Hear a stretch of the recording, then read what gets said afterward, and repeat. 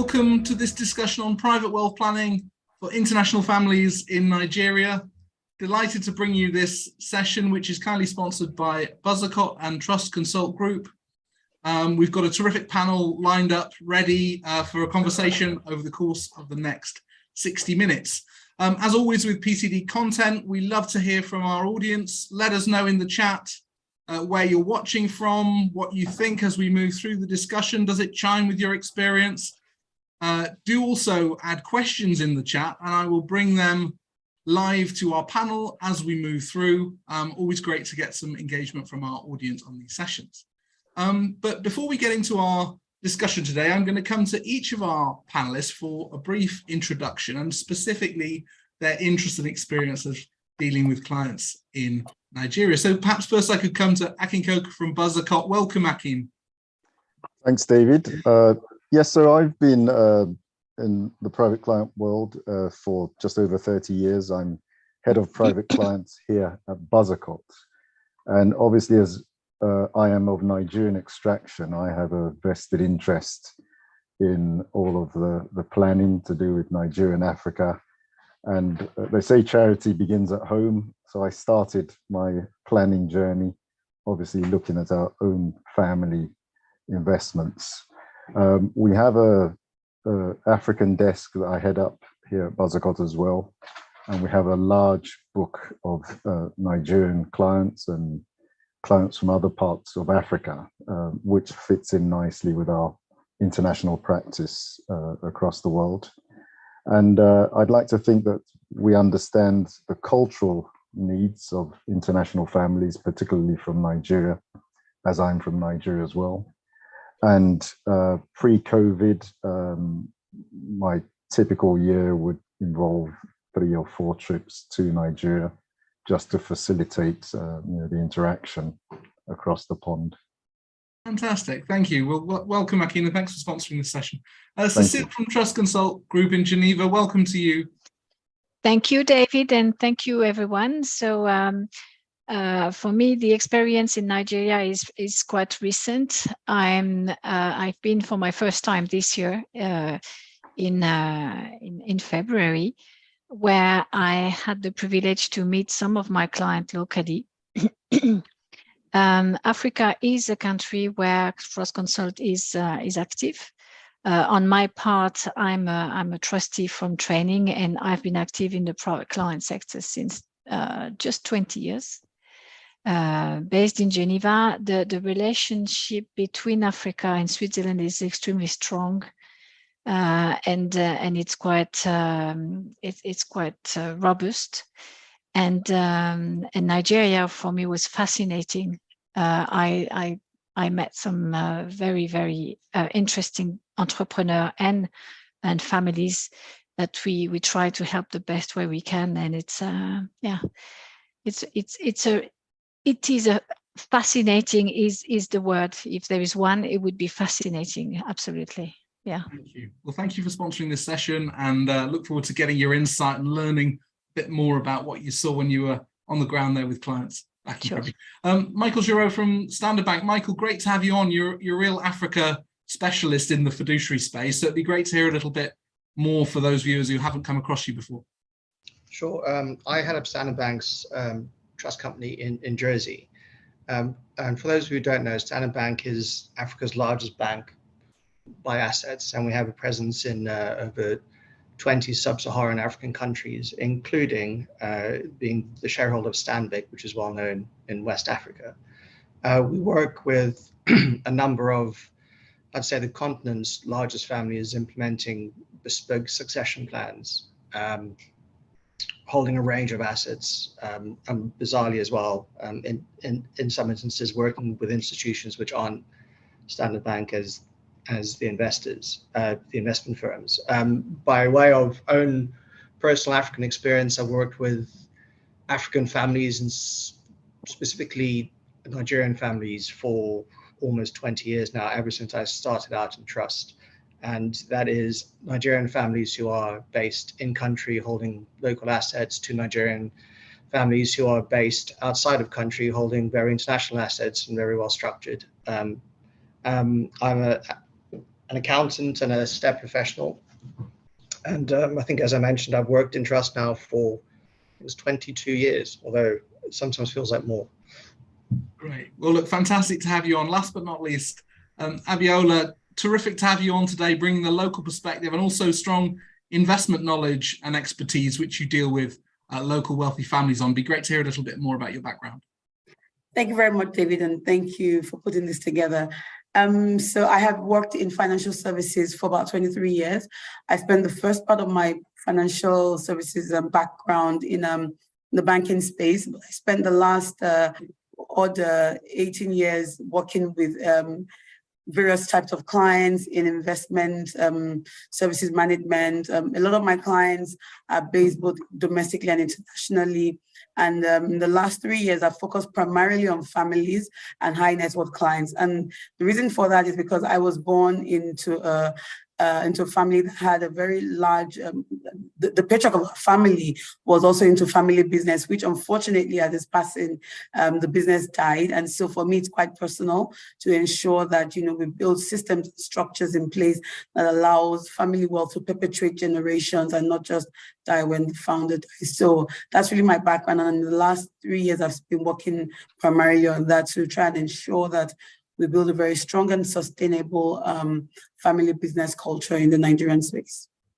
Fantastic. Look, well, great to have you all with us. And just to open up the conversation, there's many sort of generic things we could say about estate planning that almost holds true across many different locations. But on the specifics of, I suppose, cultural norms and taboos in Nigeria, how do you find bringing up this conversation of estate planning, transition of wealth? I mean, perhaps, Akin, I could throw to you first there. What do you find when you're dealing with clients that's different perhaps to tabling conversations about death with in other cultures?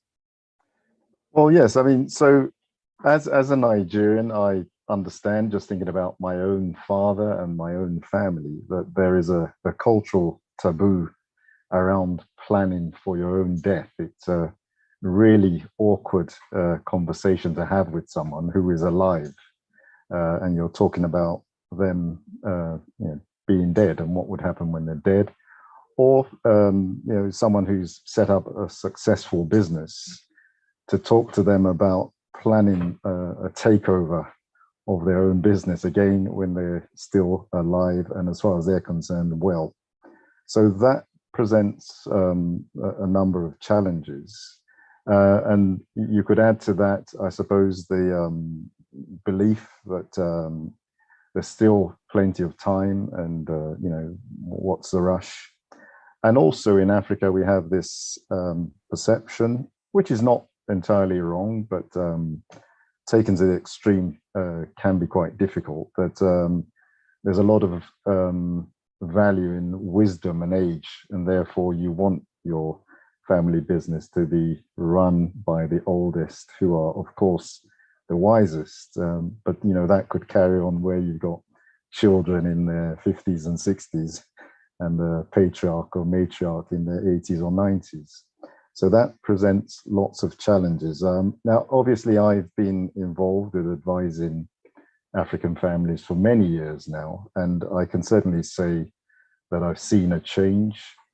Probably the biggest catalyst to that change, I would say, has been COVID and just the impact that has had on all of our lives, and changed, I think, the world perception to death. And it's a reminder that none of us are bulletproof and we're not in control of our timing. So I think that those discussions are a lot easier than they've been in the past, but still not an easy discussion to have.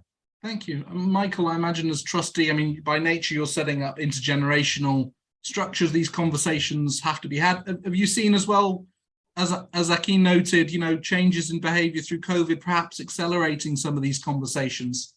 What I definitely would say is when we're dealing with the families directly, and they haven't had a chance to speak to the likes of Akin, and they haven't had that initial conversation about how you want to structure your wealth, it's very much more difficult. So when someone like Akin phones me up, Akin, please do phone me up. They they come with a ready-made solution, which makes it much easier for us because it is very much a taboo, and it can also rush things, because let's bear in mind how significant a decision setting up a structure is, how bespoke it should be. When someone's in failing health because maybe they've waited a little bit too long, it can be sometimes rushed and not necessarily exactly how it would have been done if you'd had the benefit of the foresight and the planning.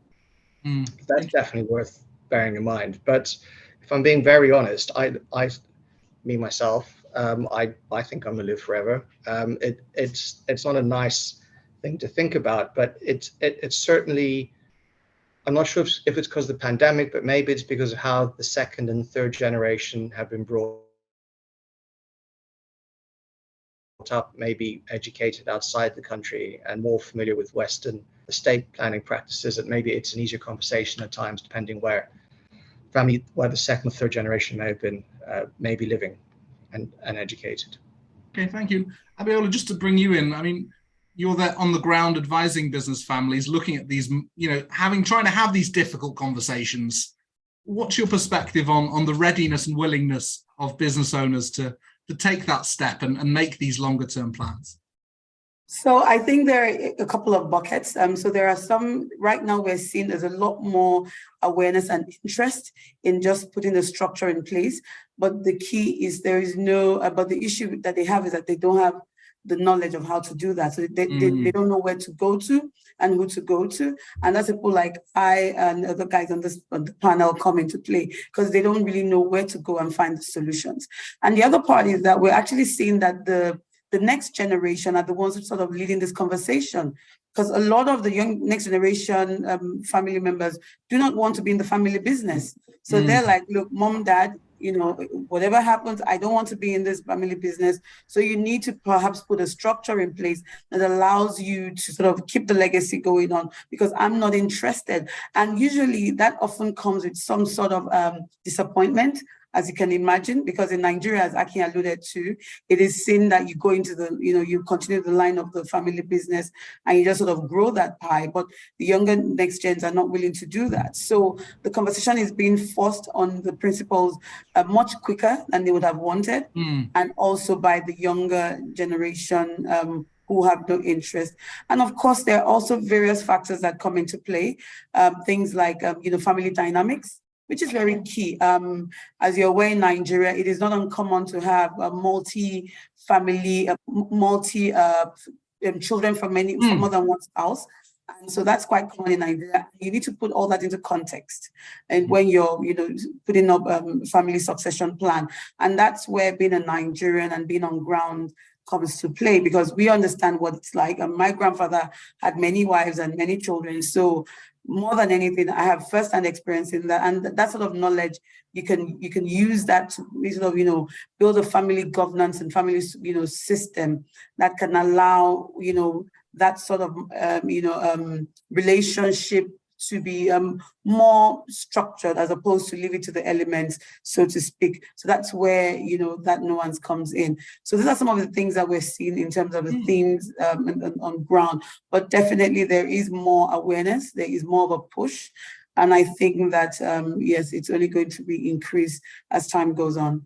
And is there a general familiarity with the trust concept, or different vehicles which people could use? Or is that being explained as you meet people? Are you kind of laying it out, or are they familiar with some of these words that might be used as part of the toolkit in the industry? What's your experience?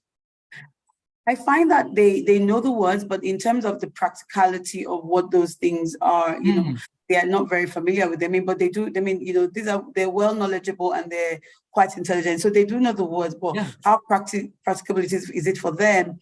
These are the things that I think they sort of struggle with, and that's where they need hand-holding and advisors like Aki and Michael and myself to sort of help them, jump over that line. But they are definitely aware. What is more familiar in Nigeria is wills. Everybody, I need to have a will. But when you own a family business and the size of some of these family businesses, a will doesn't fully capture the entire sphere of what you're trying to do. So, you need a couple more experts on the team to help you out.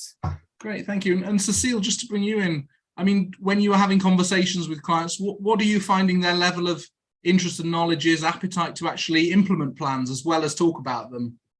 So last time I was there, so I agree with what Abiola and Michael said. It's true that it's early days. We feel it's early days for them. The concept of estate planning, the way we know it. That said, the new generation is aware. Definitely, the new generation, they're aware of the concept. They don't know everything, but they're aware of the concept. They heard about it. Most of them have been educated in the UK anyway, so they know. But there is still, in terms of trust, for instance, there is still, the concept of giving your asset to somebody who is not, in your country, etc. So there are still a lot of things that needs to be accepted. That said, trust is not the only. You mentioned before. Is it the only tools? No. A lot of them are using different tools. Some of them are using PTC, private trust company, actually, because there is a family business. That's extremely useful. Some of them are more keen on going through foundations. Some of them are even using some kind of investment fund to structure their private wealth. So we see all sorts of requests. It's very much tailor-made. But the clients, the new generation definitely is much more aware of what's going on, and they have less taboo, I must say, compared to patriarchs and matriarchs who are a little bit more. They do speak to you as trustee. I mean, usually I meet my client from Africa. I meet them in Dubai or I meet them in Europe. Once you have started this relationship and you have met them 5, 6, 7 times, they start opening up like everybody. But the fact that they know you, okay, you build this trust relationship. The youngster don't have this. I mean, they open up after the second meeting. They don't have this same concept of taboo, etc. They just want to keep going. They're going more straight to the point, quicker than the family. And the family, they test you before, and the old generation. So voilà. Thank you, Cécile. Michael, I mean, just to spell out, what the benefits of taking action are. I mean, when you're talking to local clients who are looking at these concepts, what are the main things you're trying to impress upon them as a reason why to do this now, rather than put a plan in a drawer and wait for another moment to review this kind of planning? Well, I'm just going to build on a couple of things Abiola said there, which is about the different aspirations of the different generations, and also about the will, and also around the different roles in the structure, so understanding the structure. Now, what I've found over time is it's not uncommon for family to understand the trust concept and embrace it in theory, but actually practically abiding by the rules can sometimes be problematic, which I think might be maybe a taboo of the region, or maybe it's actually a global taboo, because the whole control thing, and I know that you touched on the PTC there earlier, which is one way to get around the control issues, but it's very important to respect the structure once you spend all this time implementing it. Why would you want to respect the structure? Because there's mention of the wills can always be challenged, which can be very, very, very, very costly. The probate process, as I understand in Nigeria, is not a particularly quick process. It can be quite cumbersome. This can be expensive for families as well. There's also the fact, I mean, you spoke about family businesses and how when the matriarch or patriarch passes away, the business tends to almost be sold off or break down. Now, trusts are a very good way of maintaining that family business and setting up a family legacy, which can be used for future generations to fund a family. And you can build the controls into the structure as to how you want that to happen. So I suppose sort of ironically, you can settle the assets onto the trust and pass them to the second and third and fourth generation of the family in a controlled manner. So even though families fear giving up control by putting them into a structure, they're actually gaining control of how the assets pass down through the generations, almost maintaining that family asset. There is, of course, all the other wonderful things trusts do. I mean, we give, depending on the type of asset settled, you get all sorts of diversification in terms of currency and assets and geographical. And also, let's not forget what a trustee does. A trustee's underlying responsibility is to look out for its beneficiaries, which means the assets settled onto trust, they will be monitored, they will be administered properly, they will be accounted for. We will make sure when we're making distributions to these families, and I know we're talking about West African families, but we're talking about global families. They have footprints all over the globe in terms of assets, in terms of residency. As a trustee, certainly in all the regulated jurisdictions, which I think are all jurisdictions these days, you have to make sure you're making distributions as tax efficient as possible. Because why would you pass the benefit on to someone and they pay more tax than they'd actually need to? And this is particularly important because families are moving from West Africa, which certainly the first generation, which is a simpler tax jurisdiction than, for example, the UK or the US. So in understanding the intricacies of that, it almost falls back onto the trustee. Okay, thanks. And Akin, what's your perspective on the benefits of clients taking action? Do they, when you're talking to them about some of these estate planning concepts, is it then relatively swift into implementation? Are the benefits of taking action readily grasped? Well, as I think everyone's pointed out, it's work in progress. I think discussions with the next gen are probably easier than it was with some of the sort of first generation. But having said that, just going back to the point that Michael touched on about the cost of these elaborate structures and going through the pain barrier to get them set up, and then problems with actually staying compliant. I think you can link that back to the cultural problems, and I can think of individuals that we've acted for or act for where structures that don't give them a great deal of control will just never work. Even if they were willing to sign the pieces of paper, I would know instantly that it would never fly. And that is one reason why the private trust companies that Cécile mentioned are popular, because when it comes to that family business, they do want to have a say, whether it's in a trust or not. And so I think when it comes to setting up these structures, it's really important that the culture is thought through. As I said, it may not, some people, depending on how much time they spent out of the continent or where they were born, they may have a different view. But if it's the sort of traditional African Nigerian thought processes, then I think whatever structure you come up with, control has got to be at the forefront of that planning. Okay, thank you. Abiola, just to bring on, just to change tack and talk a little bit about investment trends. You mentioned before about families perhaps deciding where children don't want to follow through into the family business, then naturally there's an opportunity there to sell the company, to have a lump sum then to invest.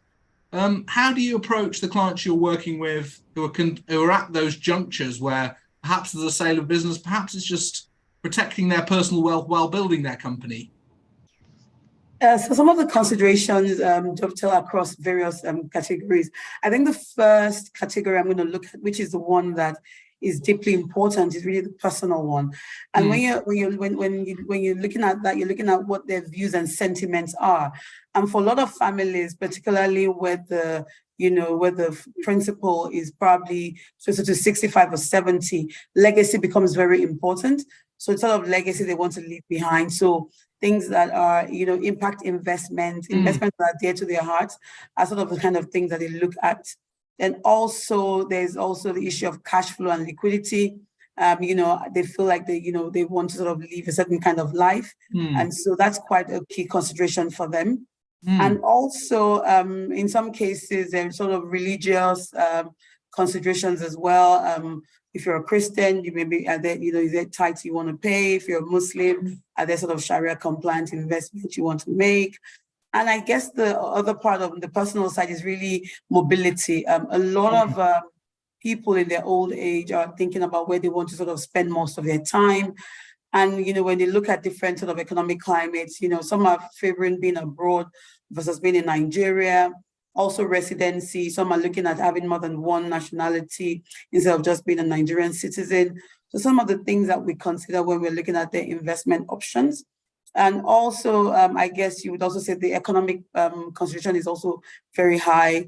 Given the global economic trends that we've seen, high interest rates across most key markets. You have inflation. Nigeria is not left with its own unique, challenges. The naira constantly devaluing against foreign currencies, and that's where a lot of Nigerian principals have their wealth stored. It's stored in naira. And so for a lot of those principles, the question is, I need to be able to, put my investments in other asset classes that do not expose me unduly to one, to one currency. And so we're seeing that become more topical.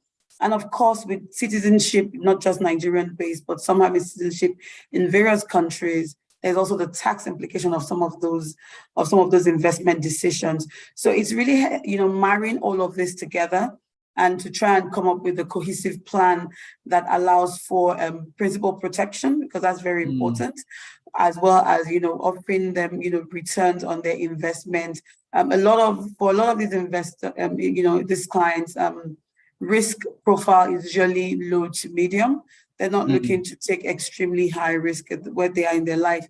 They sort of prefer more traditional structures of assets to invest in. And so we sort of look at it from the point of view. There's also, what am I going to leave to my next generation? And I think that's also key. A lot of them are very family oriented. So we obviously put that plan into place that allows, some sort of nest egg to be built up for the next generation by way of a foundation or, by way of creating private trust as well. So we look at various structures to make it work. Really interesting. I imagine US dollar investments, US equities are an attractive asset class, but also, how do you weight that against also the UK? Akin obviously deals with a lot of clients buying London property or having kids educated. How do you see that picture playing out in where the wealthy like to invest overseas? So Nigerians and the UK have a very strong relationship, I must tell you.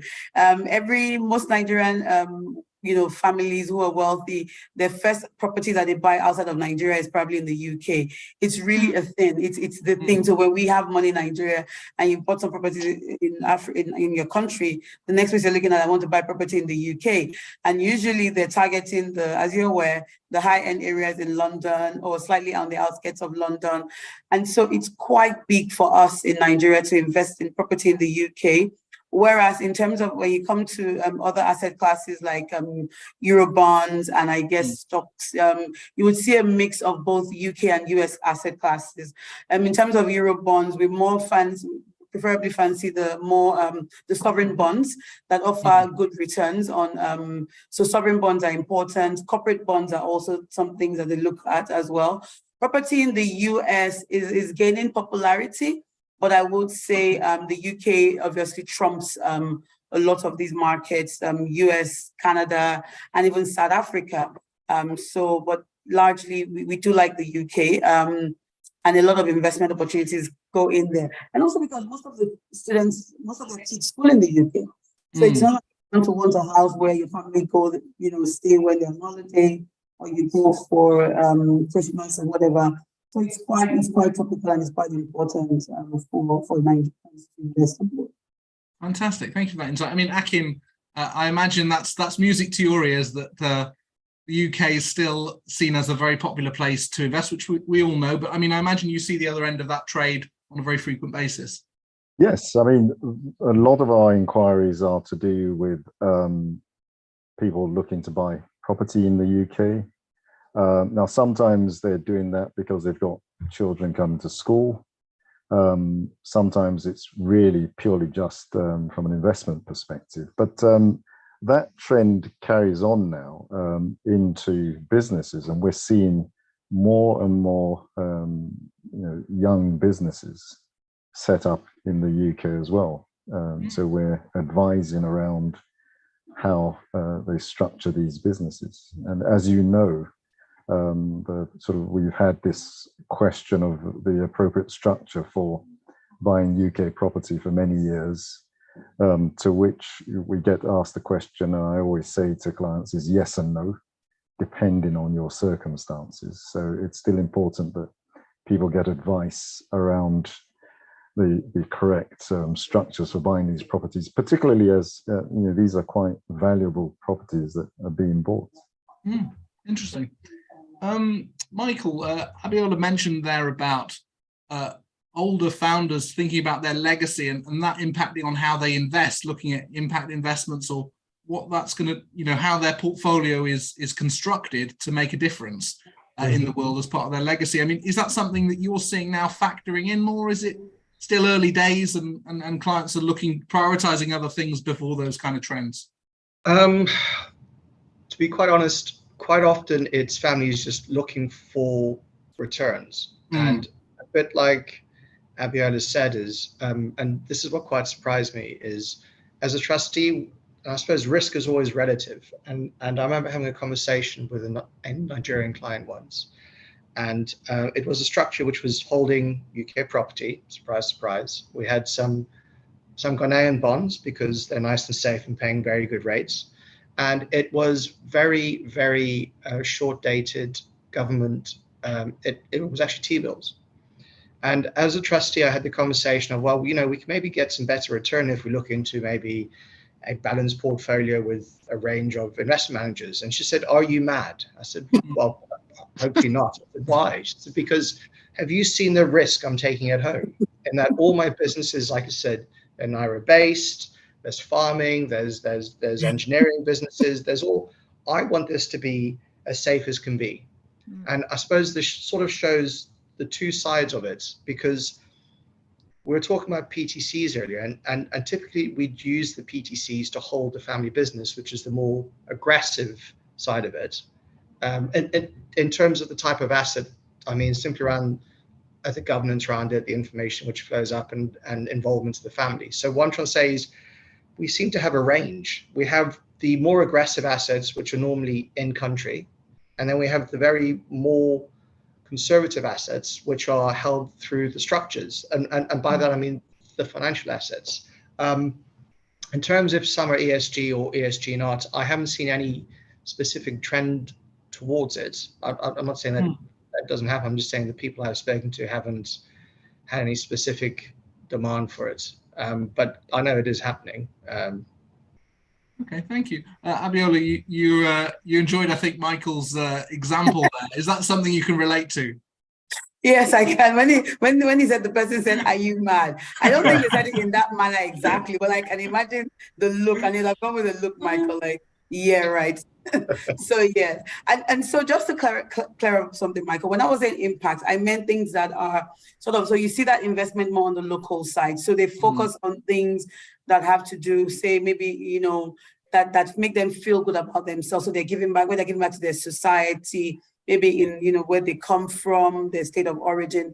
That sort of impact is sort of where they sort of like to put money in, and returns and may or may not be great. They don't really care. It's just for them. They really just, so it's really in the local space where they're more keen on investing. So yes, I've seen that. One was farming, where lots of land was bought and the local villagers were brought in to help in terms of the agriculture and to upskill and give back to the community. So yes, I've definitely seen that. Yeah. Right. Abiola, when we've both spoke on a webinar going back a few months in the summer, we were talking about the development of the family office concept, and it's words that are often said around these different forums, and we were talking about it, how that's been developing in the African context, particularly here in Nigeria. I mean, what is it that you see of this family office concept? Do you see something that has parallels to what others would define it as? Is it too amorphous to have any value? I think it's really very early stages. It's really at the very early stages. The few family offices we have in Nigeria are single family offices, And so, they're the ones really championing it. We have 1 or 2 multifamily office platforms that are around, and there are a couple more coming up. I'm involved in one as well. So, but generally, it's really a very new concept. There are a lot of people who are keen on having that service. As I mentioned, the next gen are the ones pushing the parents to say, look, you need to get this sorted out. The same as Cécile mentioned as well. They're more open and look, we need to get this out because I don't want to do this work with you. But I do think that there is going to be a major shift, and we're going to see a lot more families become interested. And the reason is just because, David, there's just too much wealth at stake. There is too much wealth at stake.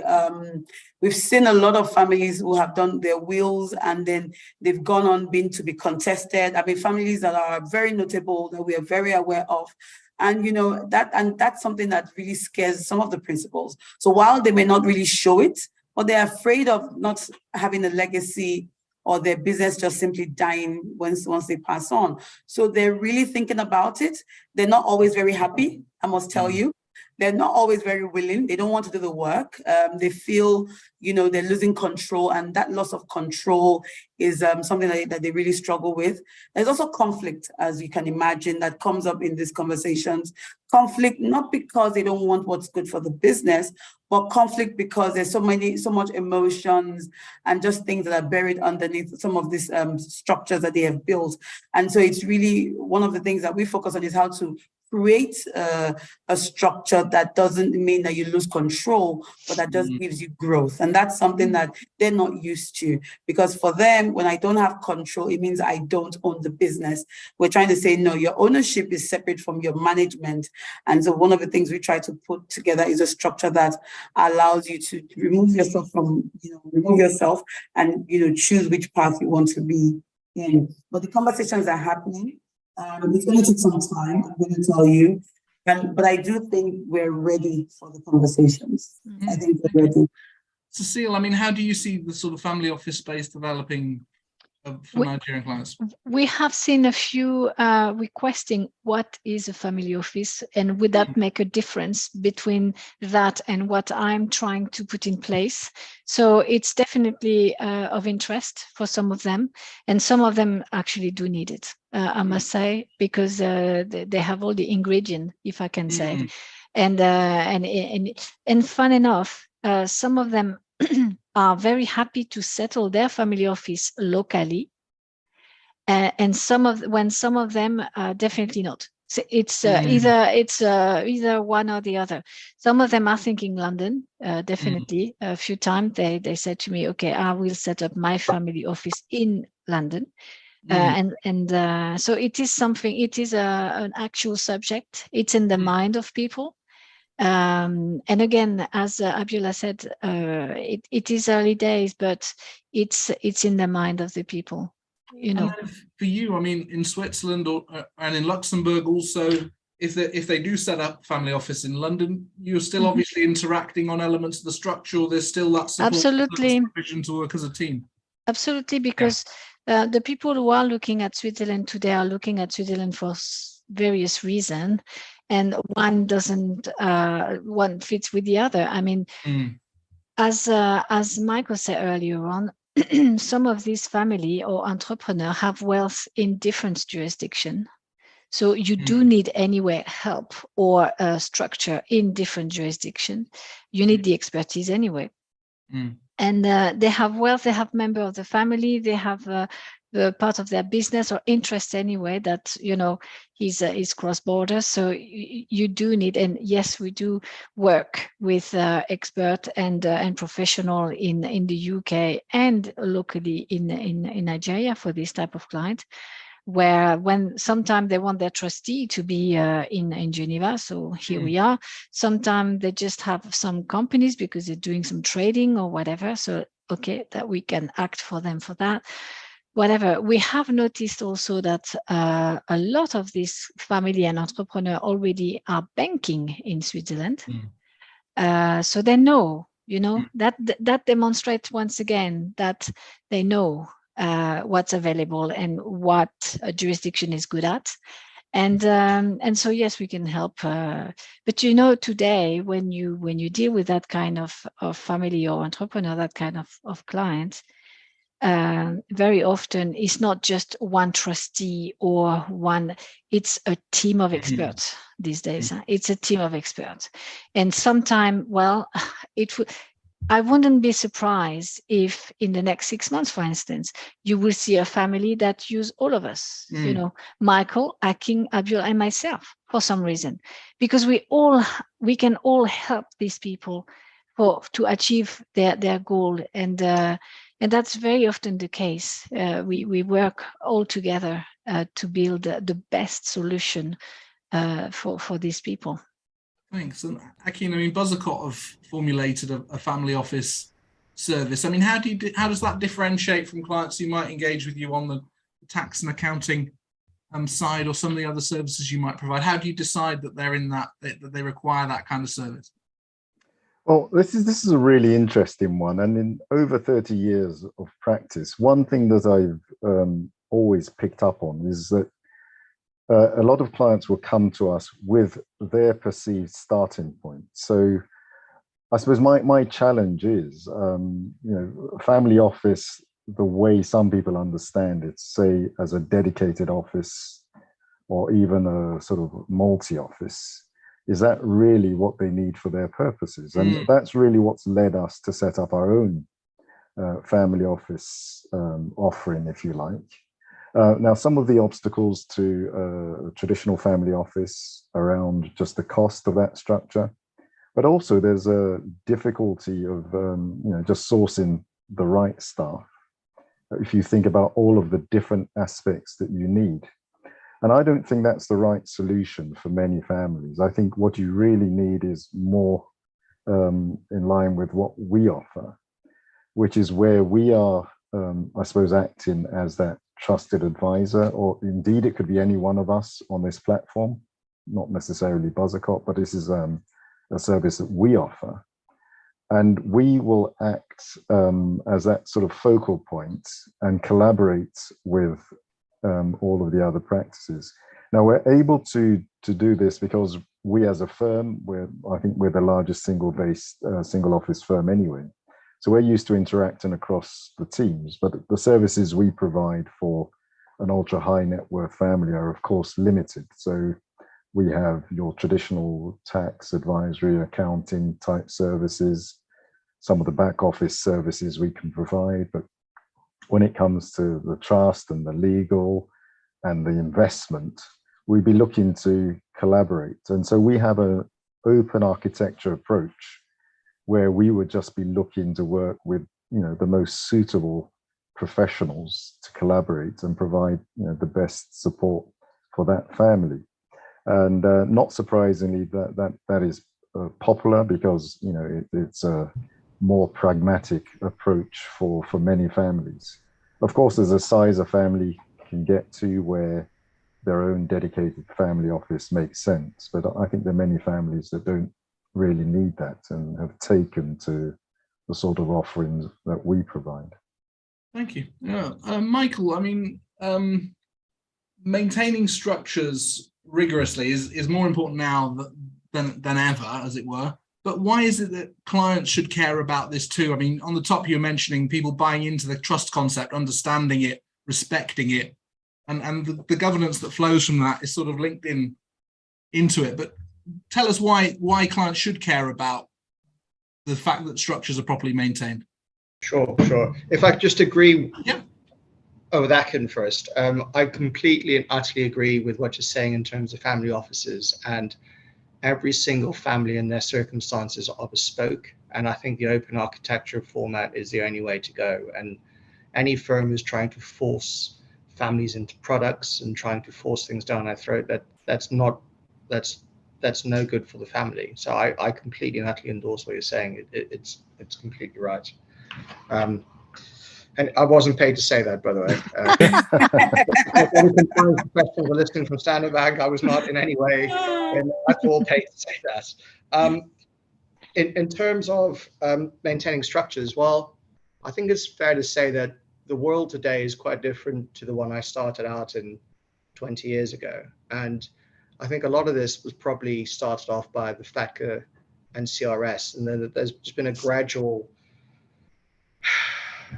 increase in terms of regulation, in terms of registers. And so I suppose where I'm going here is, as families become larger and more international and more complex in terms of marital regimes, in terms of marriages, in terms of residence, in terms of assets, it becomes more and more complex. And if these assets are in a structure, which I think if someone's really a global family, so long as it's not tax punitive, I think it makes sense to have a structure, because as a trustee, you try and simplify matters for your beneficiaries, and you also try and keep all the correct records and do all the correct filing. Because, for example, I'm quite sure that the UK and US, if someone was to be receiving funds or earning income somewhere and not declaring it, I'm quite sure, sorry, I didn't realize, there's not really an argument. Akin, is that right? I mean, I'm just guessing. That's absolutely correct. I mean, there are two aspects you can come at this from, and maybe the first one to think about is just compliance. So we have a rigorous compliance regime in the UK. Interest and penalties are in place for non-compliance. Many of those are tax geared. And we have all of these different tax filings on a personal level, on a corporate level, for capital gains on disposals of residential property.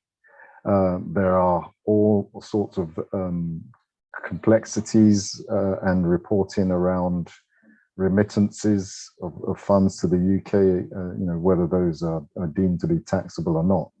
So it's quite a minefield, and it's a punishing one if you get it wrong. There's ATED filings for residential properties held in corporates as well. But that's the compliance side, but also from a planning side.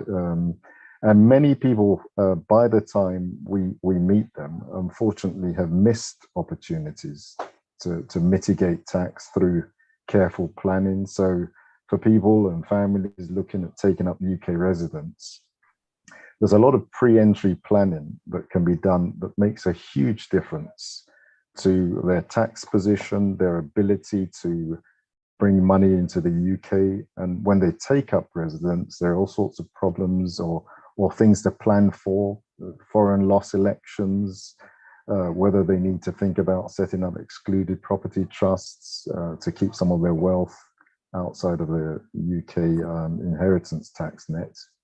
And also, as I mentioned earlier, just the sort of structures they use to own these assets. And a lot of the time when the compliance isn't done properly, we fortunately have a tax investigations team, which is needed, because just the whole process of coming clean and reporting income and events that have been missed, that process has to be navigated very carefully to try and mitigate the exposure to penalties. So yeah, Michael, real minefield, and best to get it right first time or plan in advance. Yeah, if I could just say, so if someone approaches us and they haven't got a tax and legal advisor, the first thing we say is, do you know one? And if not, we can introduce you to one, because you don't do anything these days without the proper advice, because you're just going to get yourself in trouble. So that's not just the setup, but it's the ongoing administration of the structure through the generations, making sure everything is being done properly. So again, I think gone are the days of you set the structure up, you take advice, and then you don't take advice for the next 20 years. Every time you invest into an asset, every time there's a distribution out to someone where you don't know what the tax implications are, people change jurisdiction. It's all in conjunction with this whole team. Like we said earlier, each different person adds that spoke, which is the experts which the family can draw upon. So, I mean, it's very, very important. Thank you. And Cécile, on the Swiss side, you've worked with professionals who've on this compliance point, making sure compliance gets up to date, amnesties and so on. I mean, the expertise is there, isn't it? If people want to address these issues. Absolutely, it is. And as Michael said rightly, today is very important to keep up to date because things change so quickly, so we have to be always looking at making sure that we are online with the regulator and the family needs and the family situation. So it's not just you having one advice and then that's it for the rest of the life of the structure. No. You have to keep going and to make sure that, and again, depending on jurisdiction which are involved and the wealth involved and the family members involved and etc.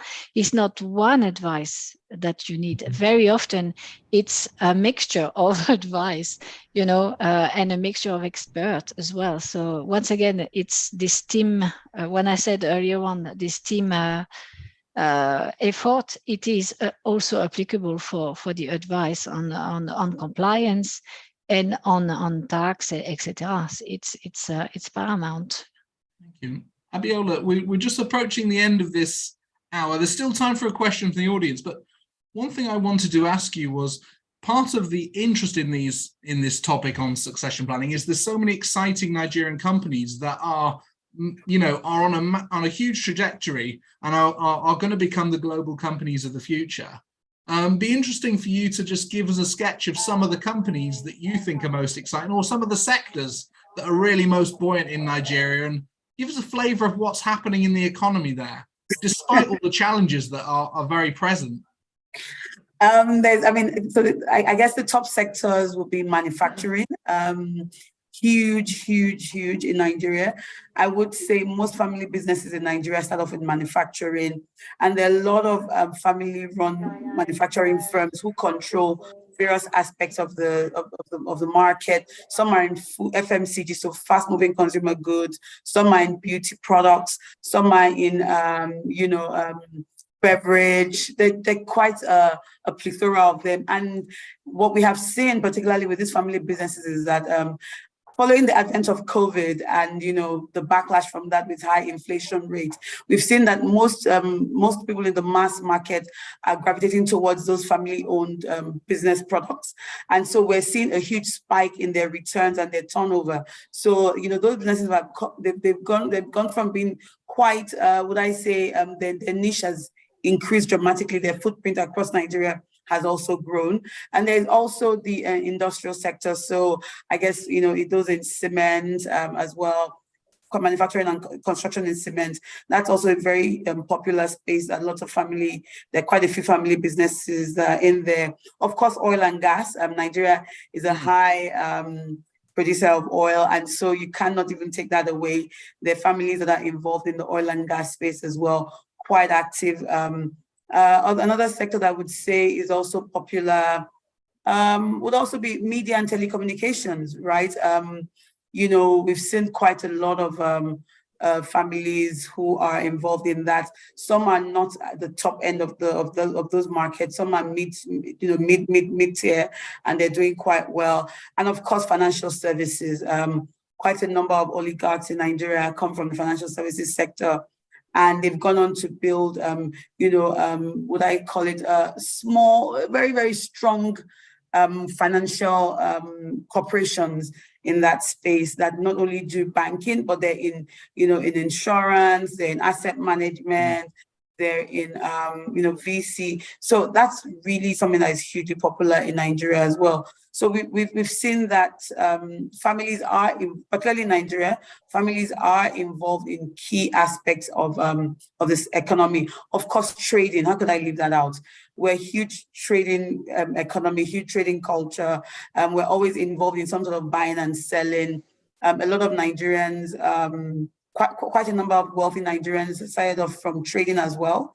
They were bringing in products from the UK and the US. And what has happened now is that some of those products have become very entrenched in the market space. And those brands have now come into Nigeria under these exporters. So you have brands, very popular brands that we use who have now entrenched themselves in Nigeria, perfume brands also of brands who are in Nigeria as well because of these families. So we're seeing a huge growth for family businesses in Nigeria, and I only think that we're going to continue to see that growth going forward. In spite of the inflationary pressures that we see, there's still some growth. Fantastic. I mean, Michael, Standard Bank obviously have a huge franchise across the continent. Do you and colleagues get equally excited about prospects for growth and opportunities as we look down into the future? Massively. I mean, it's the bank's principal focus. It is Africa's biggest bank by assets. I mean, we spoke about banks and African appetites. I don't think there's one with a greater appetite to work with African families, to be quite frank, be it on the fiduciary side or any other part of the bank. It's just absolutely there. Abiola, you mentioned trading companies, and it just made me laugh because one of the low points of being a trustee is having to negotiate fees with my West African clients because it can be challenging. And I always tend to leave these meetings feeling I haven't come out on top. So yeah, definitely very strong in trading, I'd say. That's good to hear. Well, just as we come to the end of this hour, I'm just going to come to Akin and Cécile really for some closing comments. I mean, you tabled this webinar. I think we've had a fantastic conversation. What is it, perhaps coming to you, Akin, first, that you'd want to leave the audience with, or any closing reflections as we wrap up this hour? I mean, closing reflection is, this is very dear to my heart. I mean, I understand, obviously, I've been doing this for so long now. And it's such a warm feeling when we put these advisory pieces into practice, when we actually implement, it goes according to plan, and we can say to clients, this is how, we've improved your position, or, protected your position from a compliance perspective. So it's something I'm very passionate about. We as a practice do a lot of international work. And so if I think back to 30 years ago when we didn't have an African desk, I'm really excited about all of the work that we're doing now in that space in Nigeria and other parts of Africa. So really excited about the future. We are here, ready and able to advise and collaborate with other professionals. Fantastic. And Cécile, just closing comments or thoughts as we wrap up this hour? I would agree with Akin. I think it is, again, a fascinating place. It is growing. It is early days, so we do have a lot to bring on the table. The family and the entrepreneur that I have met locally, and the professionals that I have met locally, all agree that these people do need asset protection for all sorts of reasons, and we are extremely well placed and experienced in the UK, in the Channel Islands, or in Switzerland to provide the level of services and expertise that they need. And it's I think we have a bright future with the client coming from Nigeria. Great. Definitely. Well, to end on, thank you so much to the panel. It's been a terrific discussion, and I wish you a very good afternoon. Thank you. Thank you. Thank you.